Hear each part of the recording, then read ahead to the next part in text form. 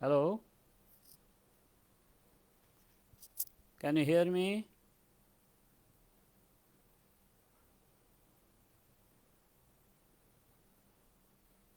Hello, तुम्ही ऐकू शकता तर मला सांगा.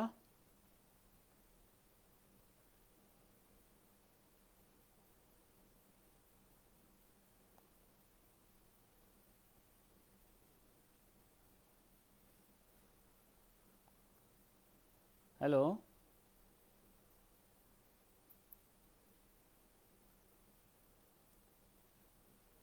हॅलो. हाय सूरज, ऐकू शकताय तुम्ही? आवाज येतोय? ओके, आवाज क्लिअर आहे. बाकी पण ठीक आहे, थोडं प्रक्षेपण. ओके, चला थोडी वाट बघूया. आणखीन काही लोक जोडले जातील, मला खात्री आहे. जर आवाज काही असेल प्रॉब्लेम तर मला निश्चित सांगा.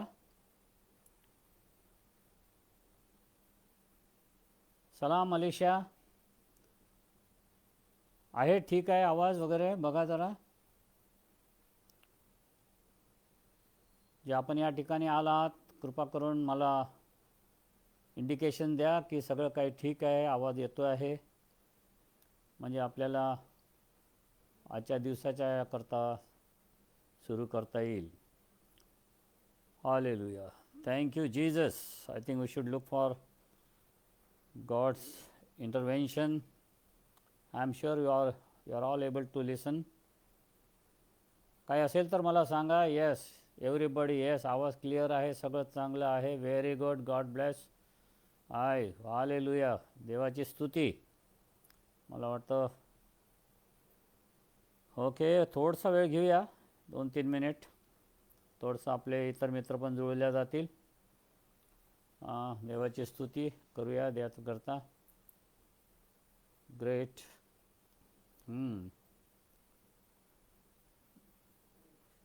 सॉरी. Thank you, thank you.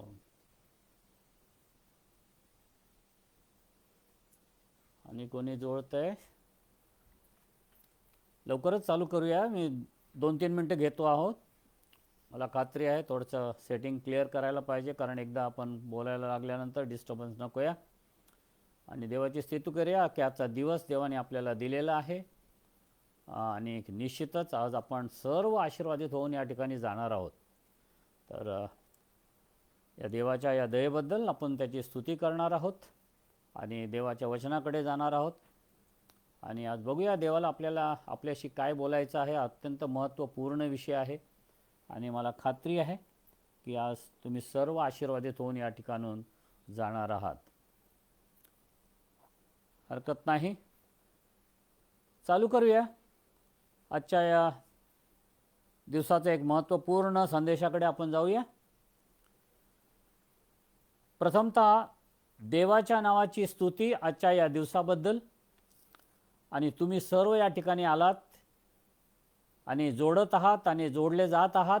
आणि मला खात्री आहे कदाचित काही लोकांना आज वेळ नसेल, पण जर तुम्ही नंतर देखील ते ऐकू शकता, कारण हे सॅक्रिफिशियल पेजवर ते राहणार आहे आणि लाईव्ह तुम्हाला ऐकता येईल. तर काळजी करू नका, देवाचा संदेश आहे तो तुमच्यापर्यंत निश्चित पोहोचणार आहे. प्रथमतः आभार मानतो मी सॅक्रिफिशियल लाईफ फॉर क्राइस्ट या पेजद्वारे आज तुम्हासमोर परत एक वार येण्याची संधी मिळाली. आणि खरं म्हणजे त्यांनी देखील या जो विषय मला दिलेला आहे, ज्या विषयावर आज तुमच्याशी मी संवाद साधणार आहे, अत्यंत महत्त्वपूर्ण संदेश असणार आहे. म्हणून मी तुम्हा सर्वांना विनंती करेल की तुम्ही या पेजला सबस्क्राईब करा, लाईक करा, कारण यापुढे अनेक चांगले संदेश, अनेक चांगल्या वर्शिप, अनेक चांगल्या साक्षी आपल्यापुढे येणार आहेत. तर मला खात्री आहे या संधीचा फायदा घ्या आणि निश्चितच येणाऱ्या दिवसात तुम्हाला याद्वारे आणखीन चांगले संदेश ऐकायला मिळणार आहेत. प्रथमतः आभार मानतो अलिशा, त्याचं संपूर्ण टीम, प्रवीण, सोफिया आणि इतर जे सर्व यातमध्ये आहेत, या तरुण मित्रांना मी विशेष रीतीनं धन्यवाद देतो. त्यांचं कौतुक करील की जे काही तुम्ही करत आहात याद्वारे तुम्ही अनेकांपर्यंत देवाचं वचन पोचवत आहात. आणि मला खात्री आहे की येणाऱ्या दिवसात याचं निश्चितच फळ आपल्याला बघायला मिळेल आणि अनेक लोक आशीर्वादित होणार आहेत. बरं, आजचा विषय कुटुंब, फॅमिली. मला वाटतं या विषयावर भरपूर काही लिखाण लिहिलेलं आहे, भरपूर साहित्य आहे, भरपूर पुस्तकं आहेत. कदाचित तुम्ही भरपूर संदेश पण ऐकले असतील. मग तुम्ही म्हणत असाल, पायक साहेब एवढं सगळं असताना परत या सभा कशासाठी, का करतो आहोत आपण या सभा? कदाचित हा प्रश्न तुमच्या समोर असावा. मला वाटतं आज कुटुंबाकडे, कुटुंब ज्या दिशेने आज जात आहे, तुम्ही आपलं जे माझं टायटल वाचलं असेल त्यात म्हटलं आहे कौटुंबिक जीवनाला नवीन दिशा व आशा देणारा एक आध्यात्मिक अनुभव. कुठंतरी आपलं कुटुंब दिशाहीन तर झालं नाही ना? कुठंतरी आपण आपली आशा तर हारून बसलो नाही ना? आणि या सगळ्याचा विचार करूनच आपण आज या विषयापर्यंत पोहोचलो आहोत. खरं म्हणजे या लॉकडाऊन समयातील कुटुंब आणि लॉकडाऊन समयाआधीचं कुटुंब आणि लॉकडाऊन समयानंतरचं कुटुंब असे 3 ग्रुप आता तयार झाले आहेत. आणि या तिन्ही ग्रुपमध्ये जर आपण कंपॅरिझन केलं तर आपल्याला निश्चितच जाणवेल की काहीतरी बदल झालेला आहे. याआधी आपण विशेषतः जे शहरी भागात राहणारे कुटुंब आहोत, आपण सगळे धावत होतो नोकरीच्या मागं म्हणा किंवा व्यवसायानिमित्त आपल्याला वेगवेगळ्या ठिकाणी जावं लागत होतं. आणि कधीतरी आपण संध्याकाळच्या वेळेस घरी येणार, थोडा वेळ असणार, जेवण वगैरे करून लगेच आपण झोपी जाणार, परत उठणार, परत धावणार. हे एक रहाटगाड्यातून आपण कित्येक दिवस जात होतो. पण एकाएकी असं काही घडलं की आपण सगळे एकत्र बंदिस्त झालो. तुम्हाला माहिती आहे, कदाचित तुम्हाला ते उदाहरण बघा, एखाद्या खुराड्यामध्ये कोंबड्या, सगळ्या कोंबड्या एकत्र आणून ठेवल्या किंवा सगळे बकरे एकदम एका मेंढवाड्यात आणून ठेवले आणि जमा करून ठेवले. 1-2 मिनटं वातावरण थोडं गोंधळच असतं नाही? कुठेतरी आवाज, असा आवाज येतात, खुडखुड आवाज येतो. कारण काय असतं, ते स्वातंत्र्य असतं, आपण बाहेर असतो आणि एकाएकी आपल्याला 4 भिंतीच्या आत कोंडलं जातं आणि कुठंतरी आपण आपलं स्वातंत्र्य हरवलं की काय असे एक प्रश्न निर्माण होतात. आणि मला वाटतं तसंच काहीतरी वातावरण एकाएकी आपल्या कौटुंबिक जीवनात तयार झालं.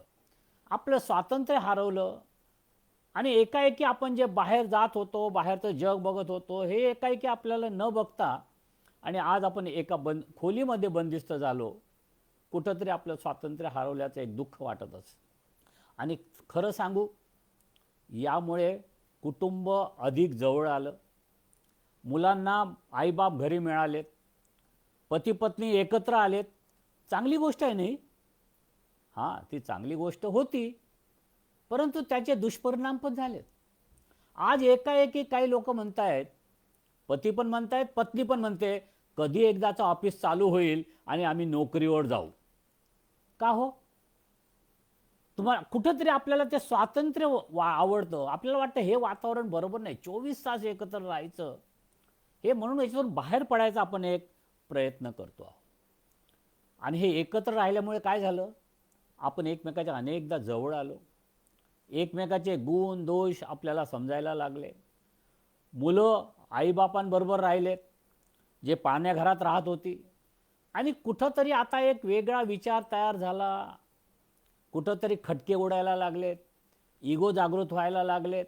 तुम्ही करा, मी करू नये, तू कर, मी करणार नाही, मी पण काम करते, तुम्ही पण काम करता, याच्यात काय वेगळं करताय. आणि कुठंतरी तू मैमे सुरू झालं आणि या वातावरणात काहीतरी फरक झालेला आहे. म्हणून मग आता जर तुम्ही बाहेर येणार असाल यातून, तर निश्चितच तुम्ही एका वेगळ्या दिशेने बाहेर पडणार आहात. म्हणून मला त्या कुटुंबाकडे तुम्हाला न्यायचं आहे की खरं आपला कुटुंबाचा बघण्याचा एक दृष्टिकोन बदलला आहे का हो? आपली मानसिकता बदलली आहे का? निश्चितच. आणि मग आता भीती वाटायला लागली की इतके वर्षाचा हा संसार आम्ही एकत्र केला आणि याचे आधारस्तंभ आता खिळखिळे झाले आहेत का आणि हे घर पडणार काय? कुठंतरी भीती आहे. आणि आज आपण तोच प्रयत्न करणार आहोत की या विषयावर एकत्र येऊन मी बोलणार, तुम्ही ऐकणार असं नाही आहे. मी बोलणार, आपण एकमेक आत्मचिंतन करणार, यावर तुम्ही विचार करणार आणि देवाजवळ प्रार्थना करणार आणि या सर्व प्रसंगातून एक चांगलं कुटुंब आपल्याला देता येईल का, एक उज्ज्वल भविष्य आपल्या घराला देऊ शकू का, हा विचार करायचा प्रश्न आहे. मग आता एक प्रश्न असा आहे, मी तुम्हाला विचारेल एक प्रश्न, आपल्या मुद्द्याकडे सरळ जाऊन. मला माहीत आहे तुम्ही जे आल्यात या ठिकाणी, जे जोडल्या गेलेले आहात, काही लोकांची लग्न झाली आहेत, काही लोकांची लग्न झाली नाही आहेत. मला अपेक्षा आहे की पती पत्नी एकत्र होऊन हे प्रक्षेपण, हा संदेश ऐकतात, असा माझा एक विश्वास आहे आणि असावा. आजूबाजूला बसा आणि मी जे काही बोलतो त्याकडे लक्ष द्यायचा प्रयत्न करा. गरज आहे, कारण तुम्ही एकमेकाकडे जवळ असला तर तुम्ही एकमेकाकडे त्याच्यावर चिंतन देखील करू शकाल. कधी काही लोकांचे लव्ह मॅरेज झाले आहेत, काही लोकांचे अरेंज मॅरेज झाले आहेत, काही लोकांची लग्न झाली नाहीत पण वाट बघतायत एकदा लॉकडाऊन उठला की लग्न करायचं. शक्यता आहे, अशा पण केसेस आहेत ज्या थांबून आहेत. जे कोणी तुम्ही असाल, हा संदेश तुमच्याकरता आहे. सिंगल असला, भावी संसाराकरता आहे. आज एकत्र असला, तुमच्याच करता आहे. तुमचं नवीन लग्न असो की जुनं लग्न असो, हा संदेश आपणा सर्वांकरता आहे. मग मी एक प्रश्न तुम्हाला विचारील की आपण आज या ठिकाणी या कौटुंबिक चिंतन सभेला का आलात, का तुम्हाला वाटलं की यावं आपण ऐकावं जे तुम्ही या ठिकाणी आलात. काय कशा तुम्हाला वाटतं तुमच्या कुटुंबामध्ये काही समस्या आहेत म्हणून तुम्ही या ठिकाणी आलात, तुमच्या कुटुंबात काही प्रश्न आहेत म्हणून तुम्ही इथं आलात, आणि तुम्हाला वाटतं तुमच्या घरात जी भांडणं आहेत ती आज सुटतील. खरं सांगू, मी आज या चिंतन सभेतून तुमचे भांडणं सोडणार नाही. आज मी त्याकरता आलेलो नाही आहे. खरं म्हणजे आजची सभा हे भांडण सोड सभा नाही, ही आहे चिंतन सभा. आणि ती जर तुम्ही चिंतनाला सुरुवात केली तर भांडणं कशी होतील हो, तुम्ही बिझी राहाल. म्हणून भांडणाकडे लक्ष देऊ नका, चिंतनाकडे लक्ष द्या. बरं, राहिला एक प्रश्न.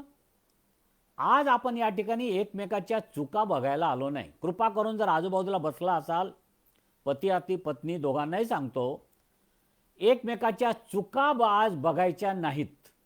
आज हे ठरवायचं पक्क.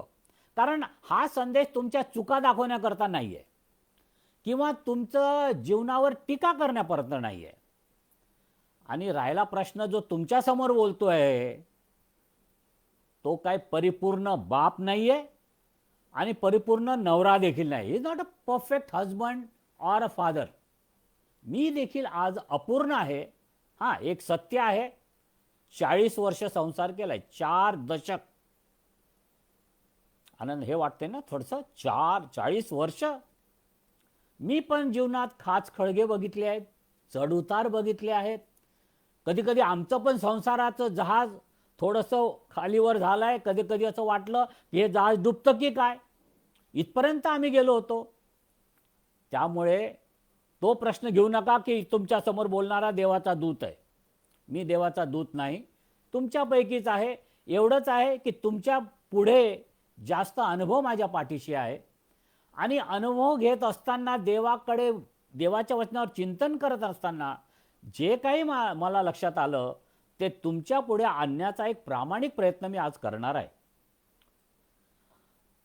मग एक प्रश्न असा आहे, उत्पत्ती 1 आणि 27 असं म्हटलेलं आहे की देवाने नर आणि नारी देवाच्या प्रतिरूपात निर्माण केली.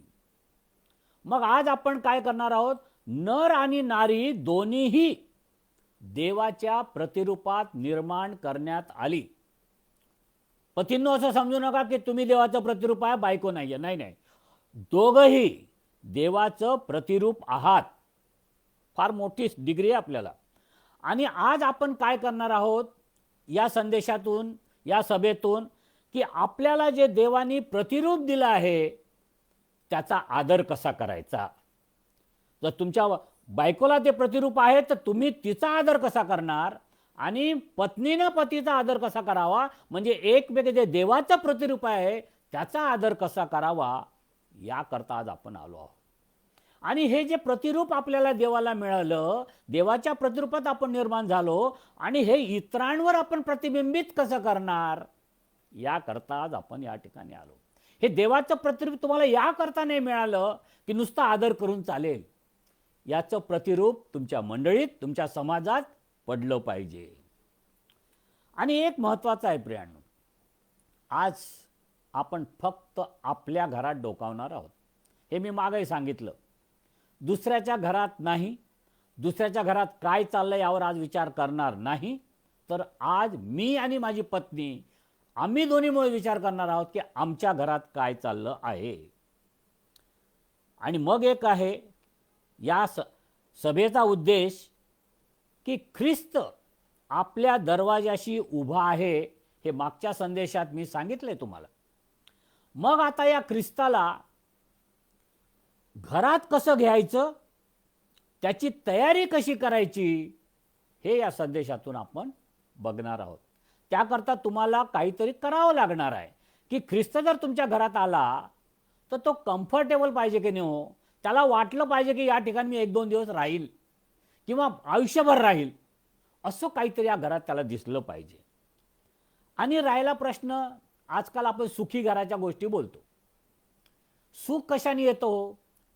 आपण ज्यावेळेस कष्ट करायला सुरुवात करतो, आपल्याला वाटतं एक फ्लॅट घेतला म्हणजे आपण सुखी झालो. आपल्याला वाटतं घरात थोडंसं फर्निचर घेतलं आपण सुखी झालो. आपल्याला वाटतं घरात चांगली सजावट केलं आपण सुखी झालो. चांगलं बँक बॅलन्स जमा केलं आपण सुखी झालो. खरं सांगू, हे सुख, याच्यातून सुख मिळत नाही. ही आपली सोय झाली. म्हणून आज आपण सुखी कुटुंबाविषयी चर्चा करणार नाही, तर जे गॉडली देवभीरू कुटुंब, ज्या घरात ख्रिस्त राहतो, त्या ख्रिस्ती घराविषयी आज आपण विचार करणार आहोत. आणि म्हणून कधी कधी लोकांना वाटतं, काय कुटुंब हा काय आध्यात्मिक विषय आहे का? म्हणजे काही काही लोकांना वाटतं की कुटुंबावर बोलणं हे काही आध्यात्मिक, काय स्पिरिच्युअल विषय नाही आहे. स्पिरिच्युअल विषय काय? प्रॉफेटिक मीटिंग, हिलिंग मीटिंग, आशीर्वाद सभा, मोठमोठी नावं देतो आपण, अग्निसभा. काय झालंय, आपण त्या मोठ्या सभांमध्ये जाऊन जाऊन एक आपली मानसिकता बदलत चालली आहे. एक जण हालेलुया करतो म्हणून आपण हालेलुया करतो, एक जण हात वर करतो म्हणून आपण हात वर करतो. काय होतं या मोठ्या सभांमधून? मोठ्या सभा, मला आठवतं डॉक्टर प्रकाश येशुदेन यांनी एक उदाहरण दिलं होतं. ते म्हटलं, आपण काय करतोय, we evangelise the evangelised, we save the who are saved. ज्यांचं तारण झालंय त्यांचं परत तारण करायचा प्रयत्न करतोय आणि ज्यांना सुवार्थ मिळाली आहे त्यांना परत परत सुवार्थ सांगतोय. हे घडतं मोठ्या सभांमध्ये. परंतु ज्यावेळेस अशी छोट्याशा सभा असतात आणि आपण छोटे लोक एकत्र येतो, पती पत्नी एकत्र येतो, खरं कारण हेच महत्त्वाचं की अल्टिमेटली शेवटी तुमचं आणि देवाचं नातं आणि आपलं एकमेकाचं नातं हे फार मोलाचं आहे. म्हणून हा शिबिर या ठिकाणी आपण या सभेकरता आज आलेलो आहोत. आणि ज्या देवाने हे घर बांधलं, यापेक्षा कोणीही व्यक्ती आपल्याला या घराचं मर्म, याचा उद्देश किंवा ध्येय समजून सांगू शकणार नाही. तुमच्या घराविषयी लोक काय म्हणतात यापेक्षा तुमच्या घराविषयी देव काय म्हणतो हे मोलाचं आहे. कारण त्यांनी हे घर अस्तित्वात आणलं, त्याच्या पुढाकाराने हे घर तयार झालं. मग त्याला आपण विचारणार आहोत की देवा, तुला कसं घर पाहिजे. आज आपल्या घरापुढे वेगवेगळी आव्हानं आहेत, भरपूर आव्हानं आहेत कुटुंब संस्थेपुढे. आणि देवाचं असल्यामुळे कुटुंबावर सैतानाने हल्ला पहिला कुठं केला आपण मागं बघितलं, आपल्या घरावर. आणि आजकाल आपल्या या विवाहाकडे, लग्नाकडे बघण्याचे दृष्टिकोन बदलले आहेत. आणि माझे जर तरुण मित्र या ठिकाणी बघत असतील तर तुम्ही पण ॲग्री कराल की आज तुमचा व्ह्यू जो आहे लग्नाकडे बघण्याचा, तो बदलत चालला आहे. आज अनेक घरं, अनेक ठिकाणी लोक घरं विध्वस्त होत आहेत. आज जर आम्ही कुणाला सांगितलं की आम्ही 40 वर्ष संसार करतो आहोत, तर ते आमच्या तोंडाकडे बघतात. कारण 40 वर्ष तुम्ही एकत्र राहू कसे शकता, हा प्रश्न आहे. कारण काय झालंय ना, खरं म्हणजे आज लोकांना लग्नच नको आहे. लग्नाशिवाय जर सगळं मिळत असेल तर लग्नाची गरज काय, हा ॲटिट्यूड झाला. आणि त्याच्यामुळे काय झालंय, आम्ही एकत्र तर राहतो, परंतु आमचं संबंध काय, फक्त शरीरापुरता. Live in relationship. अशी कशी हो रिलेशनशिप, ज्याच्यामध्ये तुमचा आत्मा, तुमचं मन काहीच मिळत नाही. फक्त शरीराने एकत्र येणं किंवा एका कळपात राहणं म्हणजे लग्न आहे का हो? मग तुमच्या आणि त्या जनावरात काय फरक आहे? कुत्रा कुत्री एकत्र राहतात, आज हिच्या बरोबर राहतो, काल तिच्या बरोबर राहतो. आपलं घर म्हणजे जनावराचा कळप नाही. मनुष्याला जनावरासारखं वागता येणार नाही. आजकाल ट्रायल मॅरेज होत आहेत. ट्राय करेंगे, जब तक चलेगा चलेगा, जिस दिन नहीं चलेगा छोड़ देंगे. कॉन्ट्रॅक्ट मॅरेजेस आहेत, इवन सेम सेक्स मॅरेजेस आहेत. माणसं माणसाशी लग्न करतायत, बाया मायांशी लग्न करतायत. मला कळत नाही यामध्ये त्यांना काय स्वारस्य वाटतं. हे सगळं सैतानी स्ट्रॅटेजिकली आपल्याकडे येत आहे. इवन लक्षात घ्या, आज व्यभिचार हा कायद्याने गुन्हा नाही आहे. त्या दृष्टिकोनातून ऑलरेडी संशोधन झालेलं आहे. कुठं चाललो होतो आम्ही? आणि आज प्रेम करायला लग्नाची गरज लागत नाही. आणि विवाहबाह्य संबंध हे नॉर्मल आहेत. स्वॅपिंग म्हणतात म्हणे. तुझी बायको आज माझ्याकडे येणार, माझी बायको आज तुझ्याकडे येणार. स्वॅपिंग. कुठं आहे सँक्टिटी, कुठे आहे इंटिग्रिटी ज्याला म्हणतो, लग्नातली मॅरेज इंटिग्रिटी आपण बाहेर पडलो आहोत, आपण त्याचा नाश करतो आहोत. आणि याच्यामुळे काय झालं माहिती आहे? याच्यामुळे आज पती पत्नींच्या संबंधामुळे आज मुलं बंडखोर झाली आहेत. मुलं आईबापांचं ऐकत नाहीत. मला अनेक फोन येतात, सांगतात मुलं ऐकत नाहीत पाळक साहेब. का? कारण त्यांच्या समोर असं नातंच निर्माण नाही. ज्यावेळेस नवरा बायको सकाळ संध्याकाळ जर भांडत असतील तर मुलं बंडखोर होणारच. कधी कधी आपल्याला या गोष्टीचं लक्षण आपल्याला कळत नाही. कधी कधी लोकांना वाटतं मी ख्रिस्ती कुटुंब आहोत, ख्रिस्त आमच्या घरात आहे. समस्या कशी असू शकतील? तुम्हाला वाटतं एदेन बागेमध्ये देवबाप नव्हता? एदेन बागेत पण देवबाप होता. तरी देखील सैतान त्या ठिकाणी आला. तुम्ही ख्रिस्ती आहात, तुम्ही ख्रिस्ती कुटुंब आहात, म्हणून सैतान तुमच्या कुटुंबावर हल्ला करणार नाही, असं होणार नाही. मी ही हे सांगण्याकरता आहे. आज आपण जे आलो तर ही जी काही आव्हानं आहेत आपल्यासमोर, याकडे आपल्याला बघायचं आहे आणि वेगळ्या दृष्टिकोनातून करायचं. आणि आपल्या मनात जर आज अपराधी पण असेल, तुम्हाला गिल्टी फिलिंग होत असेल की नाही मी माझ्या बायकोशी असं वागलो, मी माझ्या नवऱ्याशी असं वागलो, 2 मिनिटं मला तुम्हाला सांगू द्या. तुमच्या मनात हा संदेश ऐकताना गिल्टी फिलिंग येऊ देऊ नका. तुमच्या मनात अपराधीपणाची भावना येऊ देऊ नका. आज स्वच्छ मनाने एकमेकाबरोबर हे देवाचं वचन तुम्हाला काय सांगतंय ते ऐकायचा प्रयत्न करा. आज घर अनलॉक करू नका, तुमची अंतःकरणं अनलॉक करा. त्याची गरज आहे. अनलॉकिंग जर आज काय करायचं असेल तर आपली अंतःकरणं, आणि ते आज घडायची गरज आहे. मला माहित नाही तुम्ही कविता ऐकता का? कोणाला कविता आवडते? एक कविता मी तुम्हाला सहज वाचून दाखवतो. हे मला वाटतं सुधीर फडकेंनी गायलेले गीत आहे. कधीतरी ऐका, अशा कविता चांगलं असतं. कविता कशी म्हणते? घर असावे घरासारखे, नकोच नुसत्या भिंती. इथे असावा प्रेम जिवाळा, नकोच नुसती नाती. काय म्हणते? घर घरासारखं असावं, नुसत्या भिंती असून चालणार नाही. इथं प्रेम जिवाळा पाहिजे, नुसती एक नाती असून काय फायदा नाही. हा माझा काका, तो माझा मामा, हे नाती अर्थहीन आहेत जर त्यात प्रेम नसेल. नंतर ते काय म्हणतात, त्या शब्दांना अर्थ असावा, नकोच नुसती वाणी. नुसती बडबड नको घरामध्ये, प्रत्येक शब्दामध्ये ते प्रेम, ती आत्मीयता दिसावी. आणि मग काय म्हटलंय, सूर जुळावे परस्परांचे, नकोत नुसती गाणी.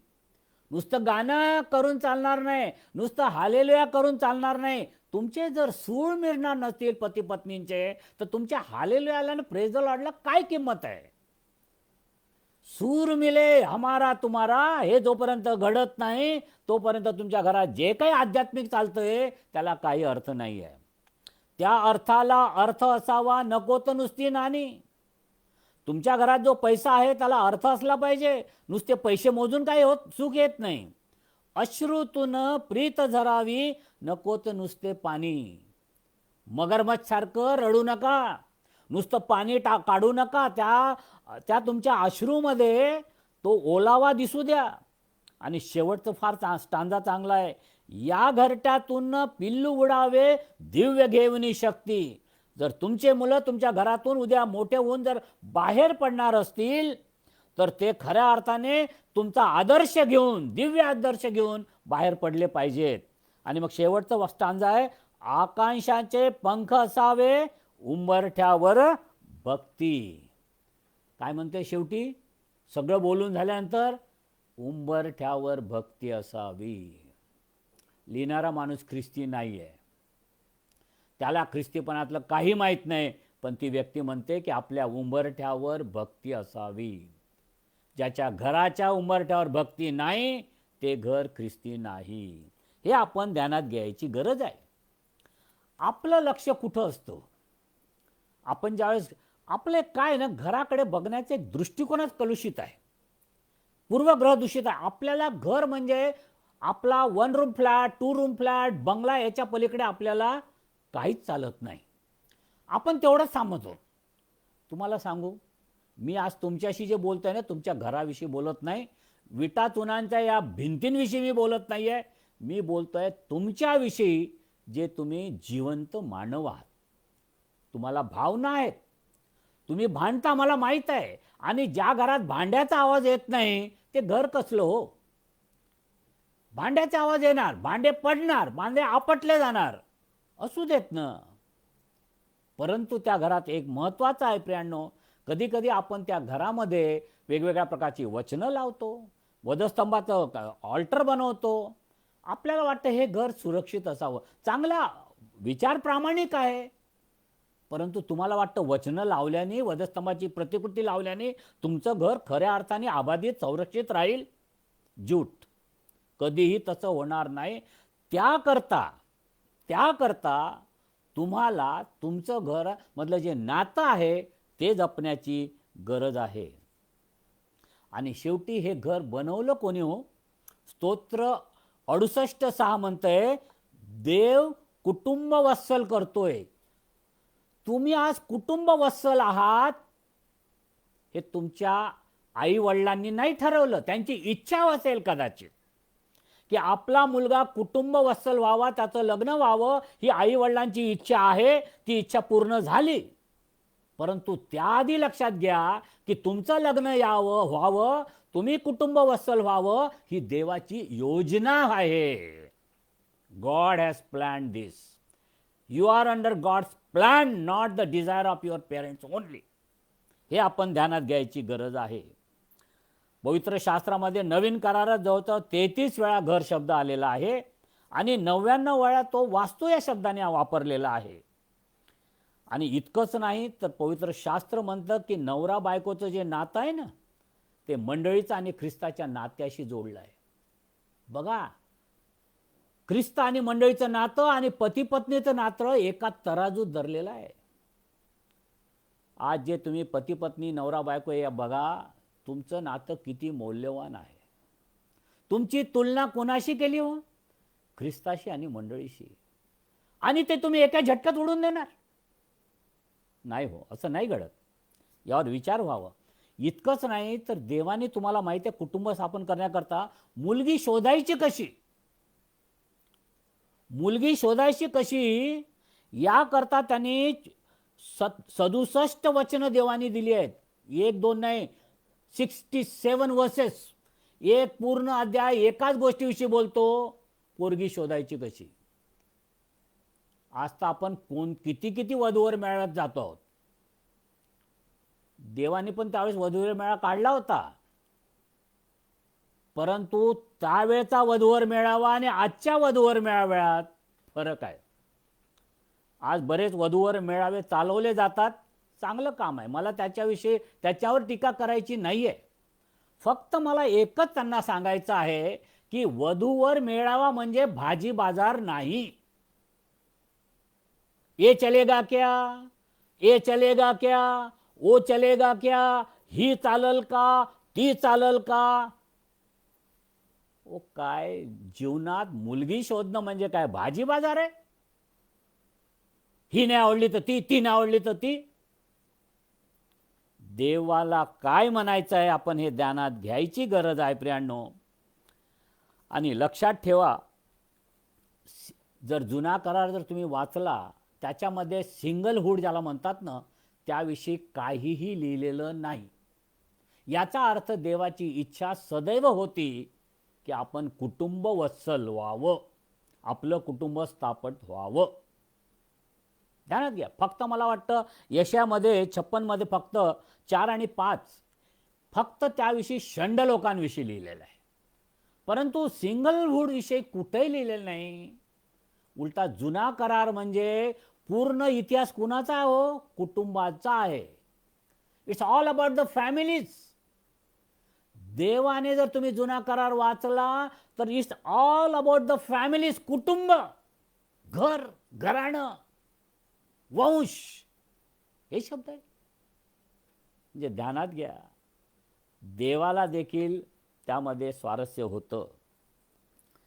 आणि आज काही दिवसापूर्वी मंदिर ते मंडळी यावर्षी 3 सेशन्स घेतलेत, परंतु त्यावेळेस मी एक महत्त्वाची गोष्ट त्यांना सांगितली आणि आज तुम्हाला सांगू द्या, जर तुम्ही मंडळीचे पुढारी असाल तर, की तुमच्या मंडळीचं भविष्य जर कशावर अवलंबून असेल, जर तुमचे जे भक्त जन आहेत, जे सभासद आहेत, त्यांच्या घराच्या ते घर कसं आहे यावर तुमच्या मंडळीचं आरोग्य अवलंबून आहे.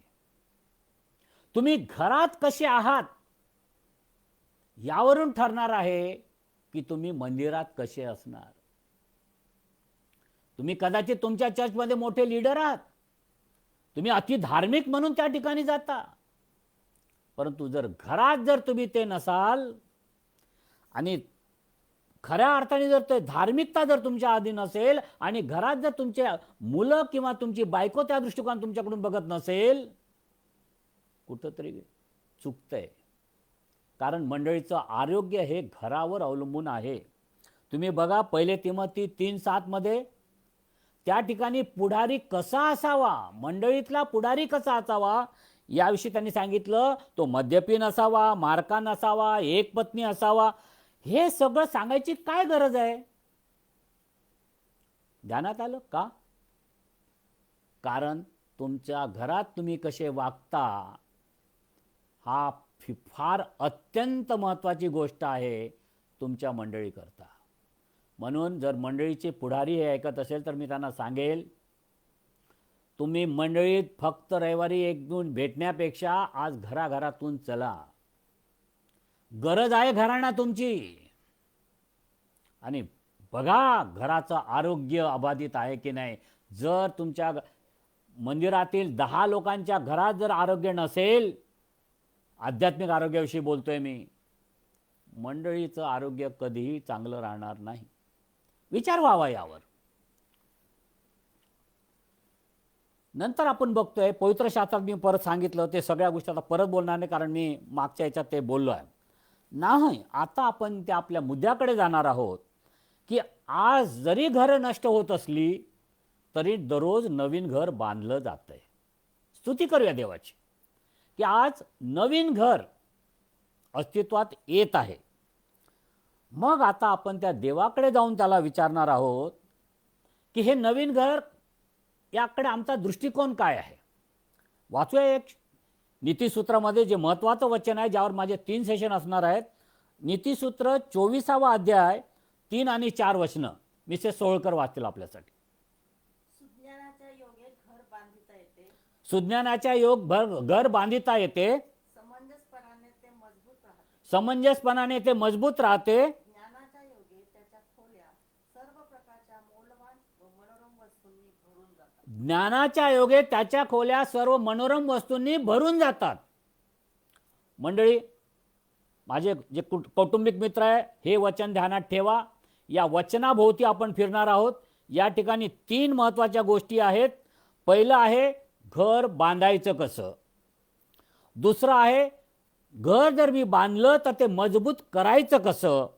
आणि तिसरं आहे हे मजबूत घर मी आशीर्वादित कसं करायचं, ते फील कसं करायचं, त्याविषयी आपण बघणार आहोत. फार महत्त्वाचे आहे. 3 स्टेप, 3 संदेश. आजचा संदेश आहे घर बांधायचं कसं. उद्याचा परवाचा संदेश असणार आहे घर मजबूत करायचं कसं, घराचं आरोग्य टिकवायचं कसं. आणि शेवटचा संदेश असणार हे घर आशीर्वादित कसं करायचं. आणि विशेषतः आपले जे मुलं जे आपल्याला देवाने दिले आहेत त्यांचं संगोपन कसं करायचं हे आपण सोमवारी बघणार आहोत. ही झाली आपली तयारी. पण आता एक लक्षात ठेवा, एक वचन आहे स्तोत्र 127 मध्ये की परमेश्वर जर घर बांधत नाही तर घर बांधणाऱ्याचे श्रम व्यर्थ आहे. हे मंत्र ध्यानात ठेवा. हा मंत्र आहे घराचा. जे घर परमेश्वर बांधत नाही ते घर नाही. प्रयत्न केला तरी ते काही कामाचं नाही. म्हणून त्या ठिकाणी घर आपल्याला देव पाहिजे. लग्न 2 लोकात होत नाही, लग्न 3 लोकात होतं. पती पत्नी और वो म्हणजे कोण, ख्रिस्त. 3 लोक लागते. 3 लोकांमध्ये हे लग्न होतं. असं जगात लग्न दुसरं नाही. सगळे दोघांमध्ये करतात, पण ख्रिस्ती लग्न तिघांमध्ये आहे. आणि म्हणून मग आपण बघणार आहोत की घर बांधायचं कसं. आज आपला पहिला मुद्दा असणार आहे आणि ज्याकडे मी काही थोडा वेळ जाणार आहे. जर आपल्याला संपवता नाही आलं तर आपण उद्या बघूया. बांधायच्यामध्ये एक महत्त्वाचं आहे की कधी कधी आपल्याला काय वाटतंय, घर बांधणं म्हणजे मग पैसा आला की मी घर बांधणार, मला नोकरी लागली की मी घर बांधणार, मला चांगलं प्रमोशन मिळालं की मी घर बांधणार. तुम्हाला सांगू, घर पैशाने बांधू शकत नाही, घर तुमच्या स्टेटसने बांधल्याशिवाय होऊ शकत नाही. घर तुमचं किती काही पैसा ओतला तरी बांधता येणार नाही. कंडिशन एकच आहे, ख्रिस्ती घर या भौतिक गोष्टींनी बनत नाही. बिल्डिंग बनते, फ्लॅट बनतो, डुप्लेक्स बनतो, पण घर ज्याला मी घरकुल म्हणतो, जे कुटुंब म्हणतो, ते मात्र यांनी बनत नाही. हे आपण ध्यानात घ्या. आणि त्यामुळेच आपल्याला घरपण पण देता येणार नाही. मग आपला पहिला मुद्दा बांधणे. आपण काय ऐकलं, सुज्ञानाच्या योगे घर बांधता येते. आज आपण बघणार आहोत घर बांधायचं कसं. तुम्ही म्हणाल बाळासाहेब आम्ही घर बांधून तर 40 वर्ष झालेत, 20 वर्ष झालेत. या ठिकाणी जो शब्द आहे बांधण्याविषयी, तो शब्द काय माहित आहे, रिस्टोर. हिब्रू भाषेतला शब्दाचा अर्थ इंग्लिशमध्ये बांधणं या शब्दाचा अर्थ आहे रिस्टोर करणं. तुम्हाला माहित हा शब्द देवाने कुठं वापरला, ज्यावेळेस त्याने आदामाची फासळी काढली आणि त्यातून हवा निर्माण केली, त्या ठिकाणी त्याने हा शब्द वापरलाय रिस्टोर. म्हणजे या ठिकाणी मी बांधणं म्हणजे काय, रिस्टोर करणं. 40 वर्षापूर्वी तुमचं लग्न झालं असेल, 20 वर्षापूर्वी झालं असेल, पण आज वेळ आली आहे की आपल्याला ते पुनर्स्थापना करायची, पुनर्जीवित करायचं आहे. We have to restore it again to the original form. आणि ओरिजिनल फॉर्म कोणता आहे, जो देवाने लावून दिलेला देवाचं मॉडेल, त्याकडे आपल्याला जायचं आहे. आणि हे कसं बांधलं जाईल, त्यांनी काय सांगितलं आहे, सुज्ञानाच्या योगे. तुम्हाला घर बांधायचं आहे, चांगलं रिस्टोर करायचं आहे. तुमचं घर जे तुम्हाला वाटतंय तुटतं फुटतंय, त्याला एकत्र करून रिस्टोरेशन आणायचं आहे. शक्य आहे, पण कसं, सुज्ञानाच्या योगे. लक्षात घ्या, सुज्ञानाच्या योगे. काय असतं हो सुज्ञान? या ठिकाणी शास्त्रात वापरलाय सुज्ञान. सुज्ञान म्हणजे इन्फॉर्मेशन. सुज्ञान म्हणजे काहीतरी संदेश ऐकले ते सुज्ञान. काय असतं हे सुज्ञान? याला विज्डम म्हणतात. आणि या सुज्ञान या शब्दाचा अर्थ आहे हिब्रू भाषेमध्ये चोखमा, CHOKMAH, चोखमा. याचा अर्थ जो वापरलेला आहे की एखादी गोष्ट विवेकबुद्धीने भेद ओळखण्याची जी चाणाक्षता असते, इंग्लिशमध्ये सीइंग द बिग पिक्चर, मोठं चित्र बघायचं आहे. सुज्ञान काय असतं? जे तुम्हाला मोठं चित्र दाखवतंय, जे तुम्हाला पूर्ण तुमच्या विवेक बुद्धीला आमंत्रित करतं आणि दाखवतं की असं असावं घर. आणि तुम्हाला माहित आहे, सुज्ञान हा शब्द देवाच्या वचनाकरता वापरलेला आहे. आणि 200 वेळा देवाच्या वचनाच्या संदर्भात या ठिकाणी याचा उपयोग केला आहे. म्हणजे स्पष्ट आहे, तुमचं घर जर बांधायचं असेल तर या पवित्र शास्त्राशिवाय, देवाच्या वचनाशिवाय इतर पर्याय नाही. हे आहे ते सुज्ञान. त्याकडे तुम्हाला जावं लागेल. मग आता घर बांधायचं आहे. घर बांधायला रॉ मटेरियल लागते. तुम्ही म्हणाल, हां आम्ही घर बांधतो, रॉ मटेरियल आहे, सिमेंट आहे, चुना आहे, लाकूड आहे. होतं का वगैरे बांधते तुम्ही? तुमच्याकडे लाकूड आहे, चुना आहे, सिमेंट आहे, होतं घर बांधणं? नाही ना. आणखी एक गोष्ट लागते माहीत आहे, ब्ल्यू प्रिंट लागते. ते निळा नकाशा, त्याला म्हणतात ब्ल्यू प्रिंट. देवाचं संकल्प चित्र. जोपर्यंत हे संकल्प चित्र, ही घराची ब्ल्यू प्रिंट तुम्हाला मिळणार नाही आणि ती तुम्ही वाचणार नाही आणि त्याप्रमाणे घर बांधणार नाही, तुमचं घर बांधलं जाणार नाही. आलं लक्षात? हे आपण जाणून घ्यायचं आहे. आणि म्हणून दुसरं आता आहे, जर आपली इच्छा आहे, देवाची ब्ल्यूप्रिंट आपण बघणार आहोत. देवाच्या डोक्यात जे संकल्प चित्र होतं, आपण म्हटलं ना, it is seeing a big picture. म्हणून आपण त्या मोठ्या पिक्चरकडे जावणार आहोत आणि बघूया.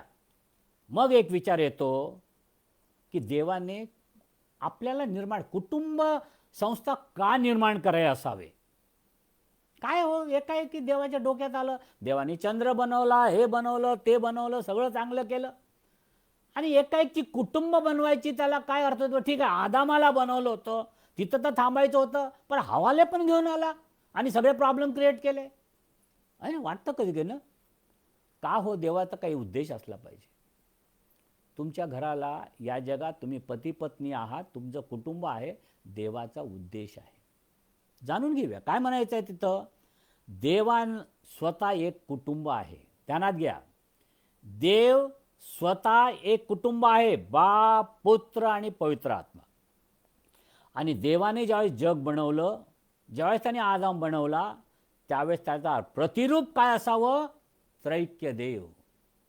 त्याला त्रैक्य देवाच्या प्रतिरूपात बनवायचं आहे.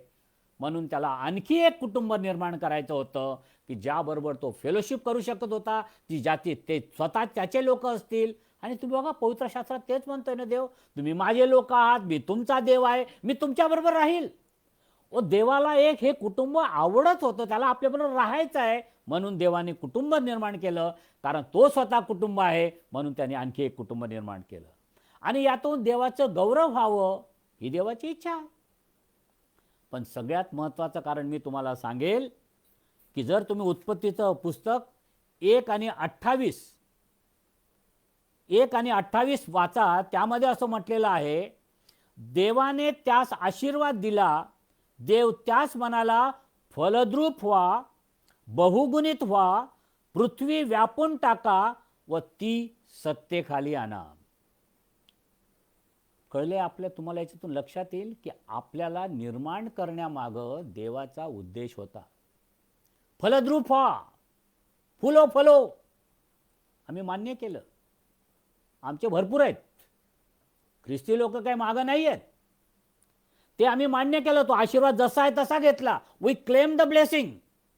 पण एक मोठं ब्लेसिंग त्यांनी देवाने दिलं आहे, की जे काही आहे त्या ठिकाणी म्हटलं ती पृथ्वी व्यापून टाका व ती सत्तेखाली आणा. या जगाची सगळी सत्ता त्याने मानवाला दिली. पुढे आपण ते बघतोय की त्याने म्हटलंय सर्व प्राणी व त्यावर सत्ता चालवा. त्यांनी काय सांगितलं की प्राणी हे जगातलं जे काय त्यावर तुम्ही सत्ता चालवा, पण हे बाकीचं जग जे आहे ते माझ्या सत्तेखाली आणा.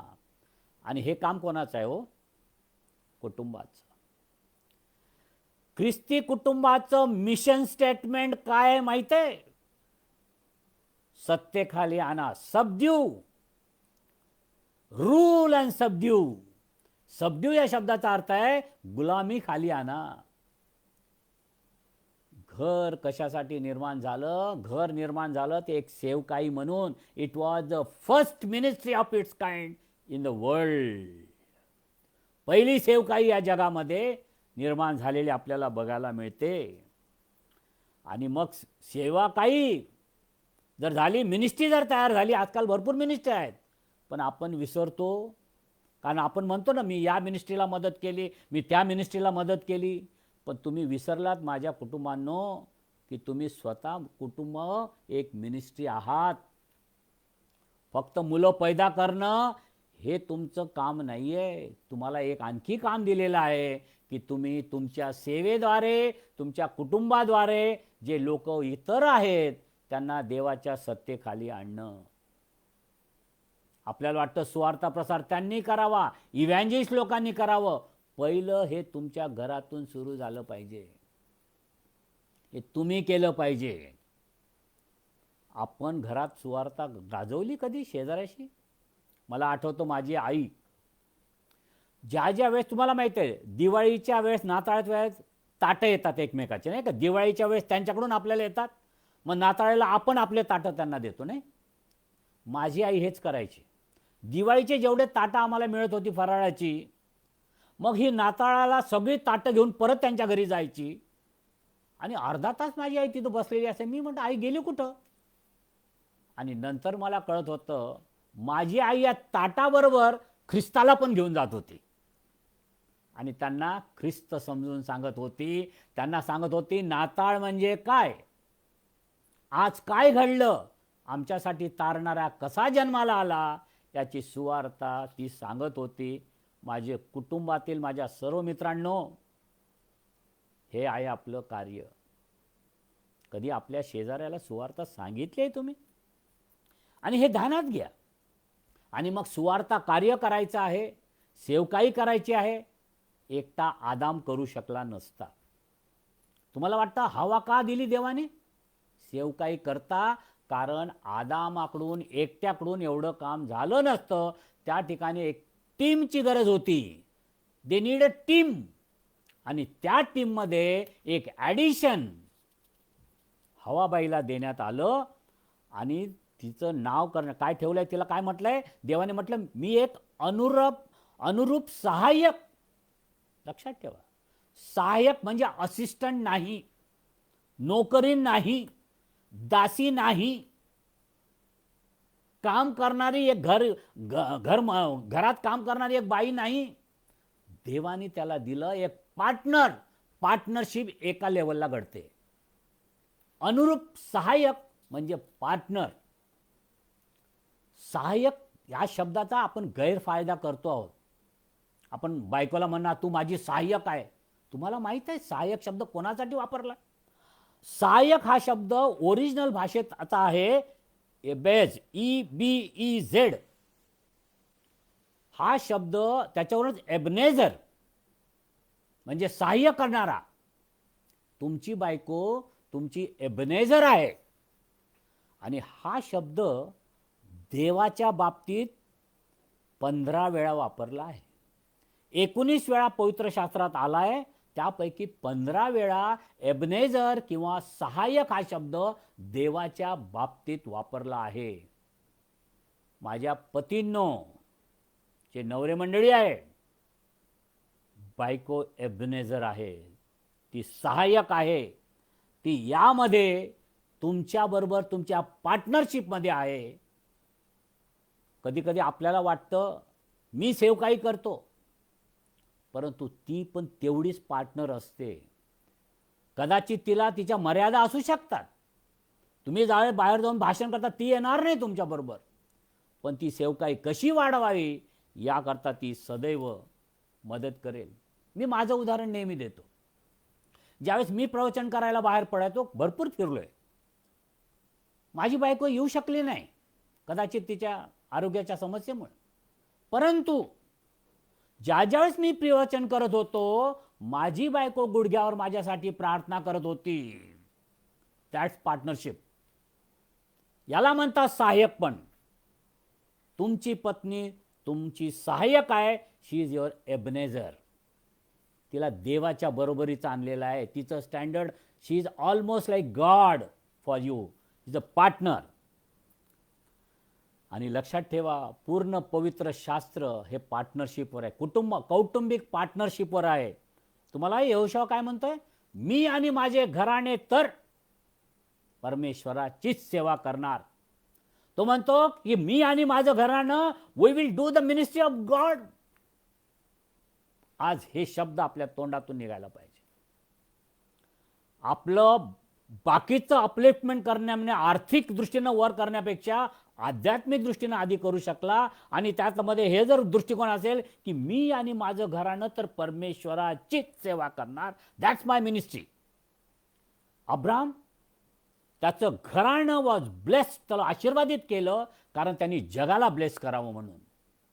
आज ख्रिस्ती घराणो, देवाने तुम्हाला आशीर्वादित केलं, याचा अर्थ आहे की तुम्ही ते तुम्हाला मिळालं त्याच्याद्वारे इतरांना आशीर्वादित करावं. आणि इतरांना आशीर्वादित करणं म्हणजे पैसे वाटणं नाहीये, ब्लँकेट वाटणं नाहीये. त्यांना जे लागतं, त्यांची समस्या जी आहे ती आध्यात्मिक भूक भागवणं हे घराचं कर्तव्य आहे. 3 गोष्टी आहेत कुटुंबाकरता. जर हे मॉडेल जर बघायचं असेल, मिनिस्ट्रीचं मॉडेल काय असतं? 3 गोष्टी करायच्या आहेत, ज्या अक्विला आणि प्रिसिल्ला, कदाचित आपण बोलू त्याविषयी. हे नवरा बायकोंनी 3 महत्त्वाच्या गोष्टी केल्या त्यांची सेवकाई म्हणून. त्यांनी वर्क, ते काम करायचे. लक्षात घ्या, दे वर वर्किंग पीपल. फुकट मानना मिळत नव्हता. They got to work. They were the business guys. मग ते वर्शिप करत होते, आराधना करत होते, मंदिरात जात होते आणि ते विटनेस करत होते, साक्ष देत होते. ख्रिस्ती घराणं 3 गोष्टीची सेवा तुम्हाला करावं लागेल. As a ministry you got to do this 3 things: work, worship and witness. काम, आराधना आणि साक्ष ही तुमची सेवकाई आहे. बाकीच्या गोष्टी नंतर. हे तुमचं मॉडेल आहे. मग एक विचार येतो, आणखी थोडा वेळ घेईल आणि लवकर संपेल आणि मग बाकीचं उद्या आपण घेऊया. मग आता या कुटुंबाची सुरुवात जिथून होते त्याला आपण म्हणतो लग्न, वेडिंग, है ना, मॅरेज. वेडिंग म्हटलं की आपण वेडे. खरंच नाही, वेडिंगवर वेडे होणं फार नाही. काय असतं, वेडिंग ठरतं ना, लग्न ठरलं की आम्ही वेड्यासारखे वागायला लागतो. आम्हाला झोप पण नाही येत, कारण जय्यत तयारी करायला लागतो आम्ही. मंडप असा असावा, मग बाकीचं हे असं असावं, बँड असा असावा, अमुक अमुक बिशप साहेब आले पाहिजे माझ्या लग्नाला, अमुक झालं पाहिजे, तमुक झालं पाहिजे. आणि 1 ना 10 गोष्टी. We want a grand marriage. लग्न, विवाह बंधनात आपण येतो. पण तुम्हाला खरं सांगू, लग्न म्हणजे इव्हेंट नाही. लग्न म्हणजे इव्हेंट नाही, तो प्रवास आहे जीवनाचा. तो प्रवास आहे जीवनाचा. लग्न एका दिवसात होतं, पण संसार आयुष्यभर करायचा असतो. एका दिवसासाठी don't get excited about 1 day. लग्न, हनीमून आणि संपलं नाही. प्रवास आहे हो. या प्रवासात खाच खळगे आहेत, या प्रवासात प्रश्न आहेत, या प्रवासामध्ये हल्ले होणार आहेत, या प्रवासामध्ये तुमच्या दोघा नवरा बायकोत काहीतरी बेबनाव होण्याची शक्यता आहे, या या प्रवासात कदाचित तुमचं मुलं तुमच्या विरुद्ध बंडखोरी करायची शक्यता आहे. या दिवसात कदाचित तुमचे मुलं वाईट मार्गाला लागण्याची शक्यता आहे. हा मोठा प्रवास आहे, खतर आहे. आणि म्हणूनच या लग्नाविषयी देवाने इब्री 13 आणि 4 मध्ये म्हटलं आहे, लग्न सर्वस्वी आदरणीय असावं. लग्न आदरणीय असावं. काय म्हणायचं हो देवाला? की जे तुम्ही करत आहात, this is a very precious and respectful thing. लग्न म्हणजे फक्त दोघांनी एकत्र यायचं, बँडबाजा वाजवायचं आणि फक्त शरीराने एकत्र यायचं आणि मुलांना जन्म देत बसायचं. लग्न इतकं नाही आहे. आणि पुढं असं म्हटलेलं आहे, व अंथरूण निर्दोष असावे. It's a marital integrity. लग्न आदरणीय असावं. लग्न ज्याचं फाउंडेशन आहे वैवाहिक जीवनाचं, जिथून सुरुवात होते ती सुरुवातच आदराने झाली पाहिजे आणि त्यामध्ये इंटेग्रिटी अगदी योग्य वेळी असली पाहिजे. कित्येकदा काही घरं का फुटलीत माहीत आहे? लग्नाच्या आधी आमची जी मॅरिटल इंटिग्रिटी होती, जे काही पापं आम्ही केलेत ती आम्ही आमच्या बायकोला किंवा नवऱ्याला सांगितली नाहीत. त्याचा आदर आम्ही राखला नाही आणि अशी घरं काही दिवसात फुटलीत. ख्रिस्ती लग्न आणि इतर लग्नांमध्ये काय फरक आहे? ख्रिस्ती लग्न आणि इतर लग्नात फार फरक आहे. ध्यानात घ्या, मला तुम्हाला सांगू द्या. आज तुमचं लग्न आणि इतर लोकांचं लग्न यामध्ये दृष्टिकोनाचा फरक आहे. यामध्ये ज्या रीतीने आम्ही करतो त्यामध्ये फरक आहे. कारण यामध्ये देव इन्व्हॉल्ड आहे, हे दैवी आहे. पहिली गोष्ट आहे, ख्रिस्ती लग्न हे पब्लिक असतं. आपण जाहिरात का देतो 3 दिवस 3 वेळा? ख्रिस्ती लग्न 3 वेळा जाहिरात देतं, कारण हे प्रायव्हेट अफेअर नसतं. ख्रिस्ती आपलं लग्न हे प्रायव्हेट अफेअर नाही मित्रांनो. त्यामध्ये समाज इन्व्हॉल्ड आहे, त्यामध्ये आपले नातलग इन्व्हॉल्ड आहेत, त्यामध्ये आपली मंडळी इन्व्हॉल्ड आहे. म्हणून 3दा आपण अनाऊन्स करतो, लोकांना सांगतोय की मी लग्न करणार आहे आणि या लग्नात जर काही तुम्हाला वाटतं की आम्ही हे लग्न करू नये तर कृपा करून तसं बोला, नाहीतर गप्प बसा. बोललं जातं असं. It's not a private affair, it's a public. दुसरं काय आहे?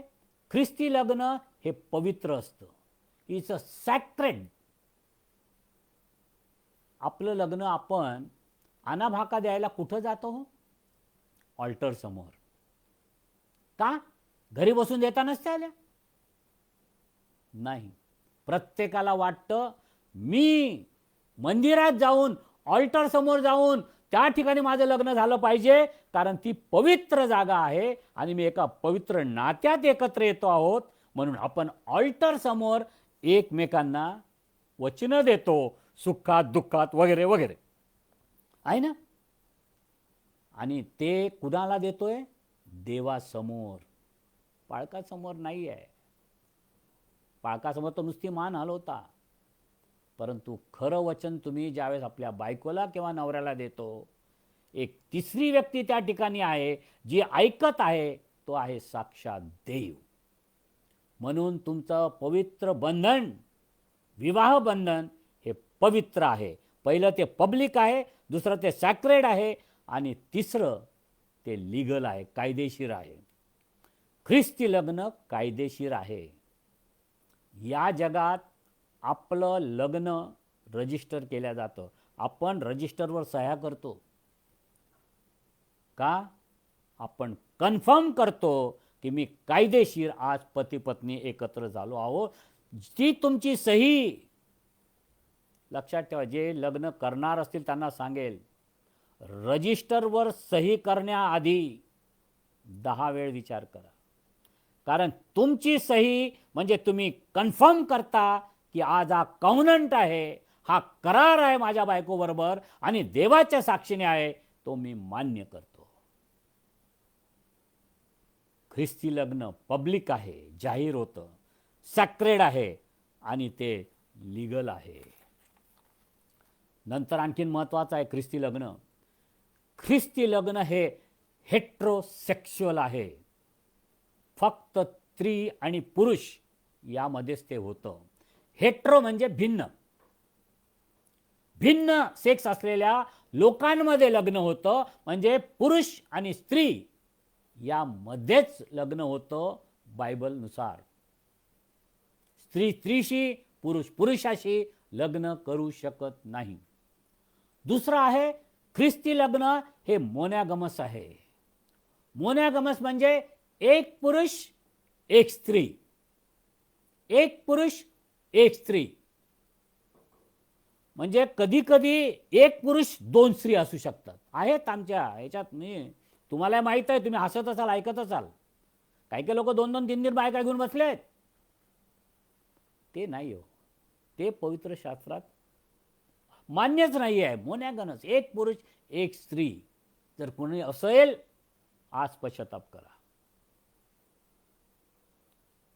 जुन्या करारात काही काही ठिकाणी ते अलाव केलं, कारण त्यांच्या मनाच्या कठीणपणामुळे. आणि आपण आज त्या कायद्याखाली नाही, आपण ख्रिस्ताच्या नवीन करारात आहोत. आज ही परवानगी तुम्हाला नाही. आणि तिसरं आहे ते परमनंट आहे, ते आपल्याला कायमचं आहे. हे तुम्हाला टाळता येणार नाही.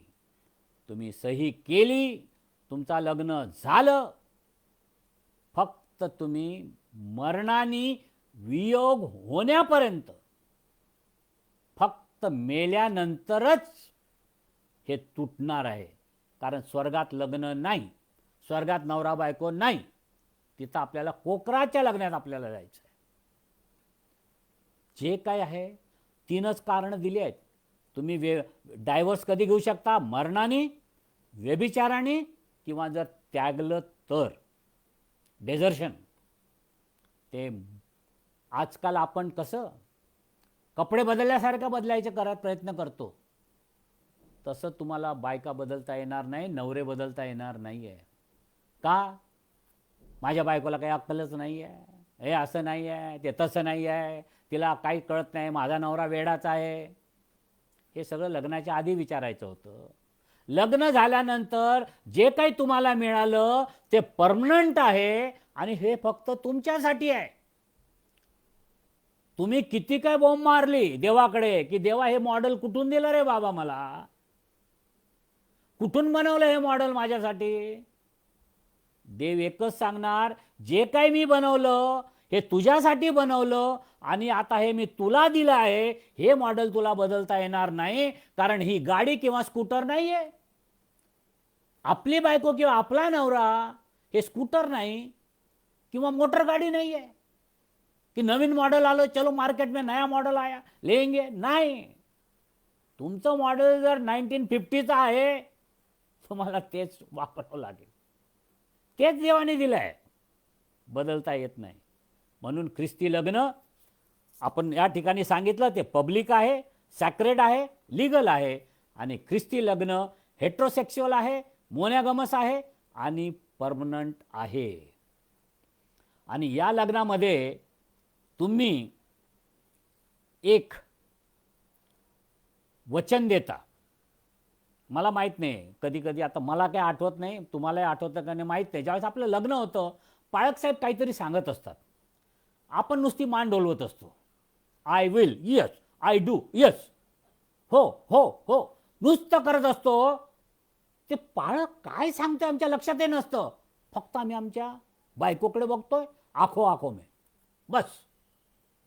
परंतु तुम्हाला माहिती आहे, तुम्ही जे अगदी छोटं वाक्य बोललाय, होय, आय डू, आय विल, हे जे काही बोलता ना, हे सगळ्यात मोठं वाक्य आहे, जे तुमच्या मरणापर्यंत तुम्हाला सांभाळायचं आहे. It's not a small sentence, फार मोठं सेंटेन्स आहे ते. मरणापर्यंत त्याचा प्रवास फार मोठा आहे, कारण ते तुम्हाला सांभाळावं लागेल. आणि हे महत्त्वाचं आहे प्रियांनो. थोडक्यात आज संपवणार होतं आपण, मला वाटतं 1 तासापेक्षा जास्त मला बोलायचं नाही. आज आपण काय बघितलं की देवाच्या दृष्टिकोनात घर किती मौल्यवान आहे. पूर्ण पवित्र शास्त्राचा इतिहास हा घरावर आहे. आणि हे घर याकरता देवाने प्रस्थापित केलं की त्यांनी इतरांना आशीर्वाद द्यावा. नंतर पती पत्नीचं एक मूल्यमापन मी केलं आहे की आपली पत्नी ही पार्टनर आहे आणि पार्टनर म्हणजे देवाच्या बरोबरीचं तिला स्थान दिलेलं आहे आणि त्यामुळे आपण पुढे झालो आहोत. मग आपण करायचा प्रयत्न केला की आपल्यामध्ये वेगळेपण काय आहे. आणि एक महत्त्वाचं आपण बघितलं की कुटुंब म्हणून आपण या जगात का आहोत. देवाची सेवकाई म्हणून we are the ministry of God in this world. हे महत्त्वाचं आहे. बाकीच्या गोष्टी गौण आहेत. म्हणून देवाने जे तुम्हाला करायला सांगितलं ती सेवकाई करावं लागेल. यहोशुवासारखं आपल्याला म्हणावं लागेल की मी आणि माझे कुटुंब देवाचीच सेवा करणार. याकरताच आपला जन्म झालेला आहे. तुमच्या जीवनात आणि तुमच्या कुटुंबात जर देव नसेल तर ते ख्रिस्ती कुटुंब नाही. तुमच्या घरात जर तो ख्रिस्त दिसत नसेल तर तो ख्रिस्ती कुटुंब नाही. आणि स्वतःला ख्रिस्ती म्हणून घेऊ नका. आणि नंतर मी तुम्हाला सांगितलं याचं वेगळेपण uniqueness of Christian marriage public आहे, लीगल आहे, हे मी तुम्हाला सांगितलं. आणि इतकंच नाही तर ते कायदेशीर पण आहे आणि ते सॅक्रेड आहे, पवित्र आहे. या पवित्र बंधनात तुम्ही शब्द ऐकलेला असेल ना, आपले पाळसे वापरता, या दोघांनी या पवित्र बंधनात एकत्र येऊ नये म्हणून कोणाला काय ते म्हणत नाही. लग्न करायला कोणाचं ऑब्जेक्शन नाही. पवित्र बंधनात, हे बंधन पवित्र आहे, हे लक्षात घ्या. तुम्ही पवित्र बंधनात एकत्र येत आहेत. म्हणून जे सांगितलं देवाचे ब्ल्यूप्रिंट प्रमाणे, देवाचं संकल्पचित्र जे पवित्र शास्त्रात आहे त्यानुसार तुम्हाला हेट्रोसेक्च्युअलच करावं लागेल. स्त्री पुरुषात लग्न होईल, एक पुरुष एक स्त्री हेच लग्न आहे आणि हे कायमचं आहे. मरेपर्यंत तुम्हाला ते बदलता येत नाही, हे ध्यानात घ्या. आणि एक लक्षात घ्या, तुम्ही दिलेलं देवासमोरचं ते वचन आय विल किंवा आय डू, मी करील, हा तुमचा प्रवास शेवटपर्यंत चालणार आहे आणि जगातलं ते सगळ्यात मोठं विधान आहे. इथपर्यंत आपण आलो आहोत. मग परवाच्या दिवशी आपण ख्रिस्ती विवाहाचा आणखीन काही युनिकनेस आहोत त्याकडे मी तुम्हाला घेऊन जाईल. आणि नंतर आपण आपल्या जीवनामध्ये पती पत्नीचं जे नातं आहे, ज्यावर आपल्या घराचं आरोग्य अवलंबून आहे, त्याविषयी देखील आपण काही विचारमंथन करणार आहोत. आणि कदाचित मग सोमवारी तोच विषय कदाचित पुढे चालवावा लागेल, कारण तो विषय मोठा आहे. आणि गरज भासली तर आणखीन एक सेशन घेऊ आपण घाई करणार नाही. कारण जसं आपल्याला देवाने दिलं आहे, हळूहळू आपण एक एक पायरीने आणि टप्प्याने कौटुंबिक, कारण याचं नावच आहे ना, कौटुंबिक चिंतन शिबिर.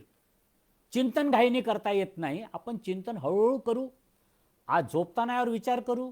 पती पत्नी एकत्र बसा, गुडघ्यावर जा, देवाशी बोला आणि देवाला म्हणा की देवा, हे घर इतकं मौल्यवान आहे, आम्हाला तू एक घर जे दिलं आहेस, तुझे आभार मानतो, हालेलुया म्हणा, प्रेज द लॉर्ड म्हणा. या घराबद्दल, आपल्या बायकोबद्दल प्रेज द लॉर्ड म्हणा, नवऱ्याबद्दल प्रेज द लॉर्ड म्हणा, मुलांबद्दल प्रेज द लॉर्ड म्हणा आणि आज देवाची आराधना करा. बघा, तुमच्या घरात आनंद परत येईल. देवाच्या वचनानुसार आपण वागूया आणि मला खात्री आहे की देव आज तुम्हाला आशीर्वादित करणार आहे. कुठेही मी तुम्हाला दोष देणार नाही आहे, कारण जे तुमच्या घरात घडतं ते माझ्या घरात घडतं, जे माझ्या घरात घडतं ते तुमच्या घरात घडतं. पण एकच आहे, जे काही घडतं त्यातून जर आम्ही शिकणार नसू तर देवही आम्हाला माफ करणार नाही. कारण आपला न्याय आणखीन कडक होईल, कारण आपल्याकडे हे देवाने हे पुस्तक देऊन ठेवलं आहे. हे ब्ल्यूप्रिंट, देवाचं संकल्पचित्र आज तुमच्या घरात असताना तुम्ही म्हणू शकणार नाही की मला कळलंच नव्हतं, सोळकर साहेबांचा संदेश माझ्या ध्यानात आलाच नाही. काहीही कारण देता येणार नाही, कारण हे सोळकर स्वतः बोलतच नाही आहे. देवाचा पवित्र आत्मा त्याच्या वचनाद्वारे आज तुमच्याशी तो जोडला गेला आहे आणि मला खात्री आहे तुम्ही आज आशीर्वादित होऊन या ठिकाणी जाणार आहात. मग मंडळी, भेटूया शुक्रवारी परत. आरोग्याविषयी बोलणार आहोत, पती पत्नी तुमच्या नात्याविषयी बोलणार आहोत. काय आदळआपट करायची आज करून घ्या, कारण परवानंतर तुम्ही आदळआपट करणार नाही याचा मला विश्वास आहे. देव आपणास आशीर्वादित करो. Good night.